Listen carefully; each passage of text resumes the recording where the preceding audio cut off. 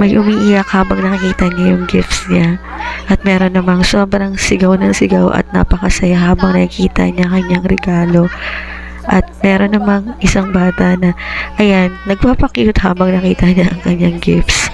At yan, meron namang isa na sobra namang nadidismaya kasi sabi niya, naggastos lang daw. Ayan. Ayan. Hi, hello everyone. This is Asiel. This is my mini vlog. Ayan. Sobrang na-miss ko tong mag-voice over at alam mo bang na-miss ko na din gumawa ng mini vlog. At ayan, ito naisip kong i-mini vlog tong aming Christmas ganap this 2024. Ito ang ganap ng aming pamilya ngayong Christmas. Ayan, nagluto kami ng barbecue ngayong Christmas kasi isa yan sa nirequest ko talaga at favorite ko talagang kainin. Ngayon sabi ko sa asawa ko is mag-barbecue naman kami. Ayan, ang sarap ng itsura ng barbecue niya, no? At ayan po yung mga pagkain namin. Ay, may nudo kami. Meron din kami spaghetti. Simple lang naman po yung handa namin. At as long as magkakasama kami ngayong Christmas, yun na yung pinaka-big na regalo para sa akin. At ayan po, may salad din kami. So, ayan, excited na ang batang ito sa kanyang pagbubukas ng regalo. Tuwing Christmas kasi nakagisnan talaga namin, lalo na pag Noche Buena. Mag-open ng gifts. Yan. Actually, this coming Christmas, ang mahalaga is hindi naman ang mga regalo na marireceive mo sa inyong loved ones. Kung hindi, ang peace of mind, good health ng bawat pamilya, at syempre, ang masaya kayo at buo kayo this coming Christmas. Yun ang the best na regalo for me. Ayan na mga mi, mag-open na ng gifts si Kyler. Tingnan natin kung ano yung makukuha niya this coming Christmas mula sa akin. Ayan, excited na yung batang ito. Oh. Ano ko yun? Careful, Ler, careful. Dahan lang. Diyan mo siya. Ayan na! Wala pa yun! Wala pa eh!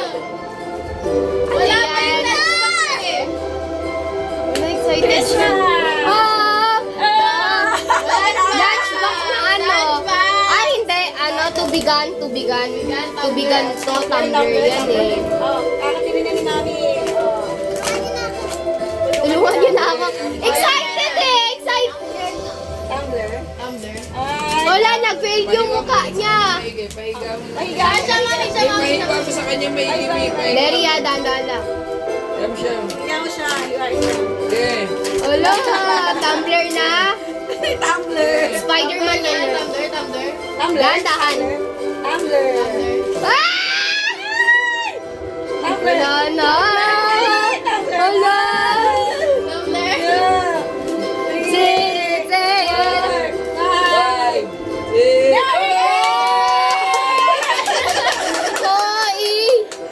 Open mo muna ba? Bato lang nila. Box lang yan. Box lang yan. Ba't ka Napaka-okay umiiyak? naman na itong Baka batang box to. lang yan. Tingnan natin kung ano naman. Blair, wag ganyan pa bukas baka man. Oh, wala. O, di ba? Wala. Open. Baka eme lang. Baka eme lang.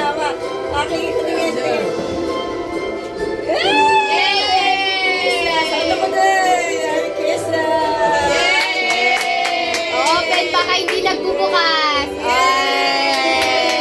Ano sasabihin kay Mami at Daddy? Dahil sa napakatagal na ban niya. Ganda ng lunchbox. Sa akin, I don't have the idea. Ayan, ikaw naman yung...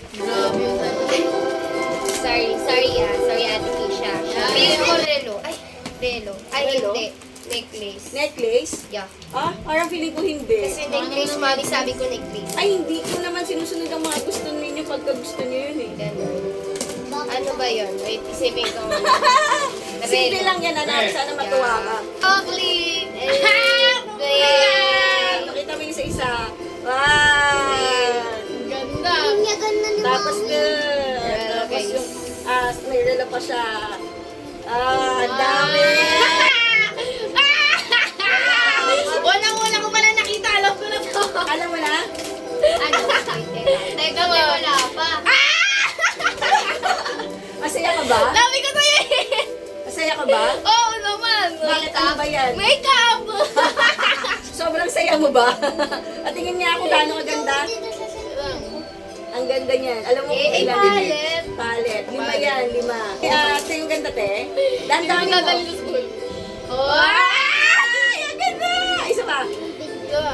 Ay, Dala. nasa ano ko lang to? Kahit ko lang to. Ay! Isa pa. Ay! Perfect! Okay, hindi na ako bibiling makeup. Ayan na. Baka bili ka pa ng bili ng makeup kasi bili ka ng bili ng mga make-up eh. Ayan. Ano sasabihin mo kay daddy at mommy eh? Thank you, mommy and daughter. Ayan, sobrang saya nila ng mga oras na yan. At ito na yung pinakalas, yung aking asawa. Siya na yung pinaka-special sa lahat. At tignan mo kung gaano kasaya ba or malungkot ba yung reactions niya dyan. Alam mo bang sabi niya dyan, Mi, ay cellphone ulit. Ayan. Alam mo ba, Mi, sabi niya, gastos lang. Pero ang sabi nga niya, since regalo ko sa kanya, is iti-treasure niya kasi galing daw sa akin yung gift. Alam mo, Mi, ganun pa talaga yung mga lalaki, no, lalo na yung mga asawa natin. Ayaw talaga niya lang ang gastos. Pero, syempre, para sa akin, hindi naman matatawag na gastos kung ito naman ay para sa kanya na nagtatrabaho at mapagod din naman. Pumasok para sa aming pamilya na mabigyan kami ng pagkain sa pagkainan sa araw-araw. At deserve niya yun, i-treat ang kanyang sarili para yun sa kanya, para sa mga pagod din niya. So, yun lang, everyone. God bless, good night, and Merry Christmas, everyone.